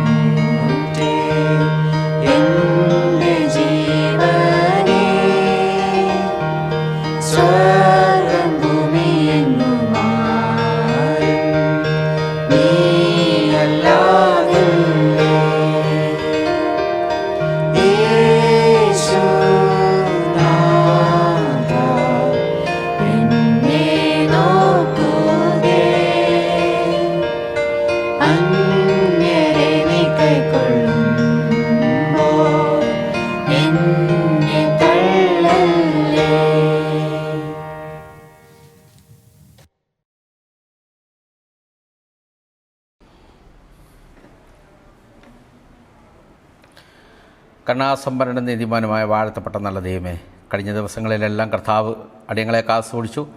അടിയങ്ങൾക്ക് വരാമായിരുന്ന ഈ ആപത്തനത്തിൽ നിന്നെല്ലാം വിടുവിച്ച് കർത്താവിൻ്റെ സ്തുതിപ്പാനും മഹത്വപ്പെടുത്തുവാനും തക്കവണ്ണം ആലയത്തിലേക്ക് കടത്തി വരുത്തിയ എല്ലാവരെയും ഈ സമയത്ത് കർത്താവിൻ്റെ തിരുസന്നിധിയിലേക്ക് താഴ്ത്തി പരമേൽപ്പിക്കുന്നു. ശാപ സ്കൂളിലേക്ക് കടന്നു വന്നിരിക്കുന്ന എല്ലാവരെയും കർത്താവെ തിരുസന്നിധിയിലേക്ക് താഴ്ത്തി പരമേൽപ്പിക്കുന്നു. പഠിക്കുന്ന പാഠങ്ങൾ കർത്താവെ ഹൃദയസ്ഥമാക്കി ദൈവസന്നിധിയിൽ പ്രസാദമുള്ളവരായി തീരുവാൻ തക്കവണ്ണം കർത്താവ് സഹായിക്കണമേ എന്ന് പ്രാർത്ഥിക്കുന്നു. വരാമായിരിക്കുന്ന എല്ലാ ആപത്തനത്തിൽ നിന്നും പൈതങ്ങളെ വിടുവിക്കണമേ എന്ന് പ്രാർത്ഥിക്കുന്ന കർത്താവെ തിരുസാന്നിധ്യത്തെ കൂടെയിരിക്കണമേ. പഠിക്കുന്ന പാഠങ്ങൾ മനസ്സിലാക്കിക്കൊണ്ട് ജീവിതത്തെ ക്രമീകരിപ്പാൻ തക്കവണ്ണം കർത്താവ് അത്ഭുതമേറിയ കരങ്ങളാൽ അടിയങ്ങളെ അനുഗ്രഹിക്കണമേ എന്ന് പ്രാർത്ഥിക്കുന്നു. കടന്നുവരിക്കുന്ന എല്ലാവരെയും കർത്താവെ തിരുസന്നിധിയിലേക്ക് താഴ്ത്തി പരമേൽപ്പിക്കുന്നു. കാത്തുകൊള്ളണമേ, കാവൽ ചെയ്യണമേ. തുടർന്നുള്ള ആരാധനയെ ഓർത്ത് പ്രാർത്ഥിക്കുന്നു. കർത്താവിൻ്റെ തിരുസാന്നിധ്യത്തെ കൂടെയിരിക്കണമേ. അടിയങ്ങളെ ഓരോരുത്തരെയും കർത്താവിൻ്റെ തിരുസന്നിധിയിലേക്ക് താഴ്ത്തി പരമേൽപ്പിക്കുന്നു. കർത്താവിൻ്റെ അത്ഭുതമേറിയ കരങ്ങളാൽ അടിയങ്ങളെ അനുഗ്രഹിച്ച് വഴി നടത്തുമാറാകണമേ എന്ന് ക്രിസ്തു യേശുവിൻ്റെ പൊരുനാമത്തിൽ ചോദിക്കുമ്പോൾ കൃപയോടെ കേൾക്കണം. സ്വർഗീയ വാഴ്ത്തപ്പെട്ട നല്ല ദൈവമേ, ആമേൻ.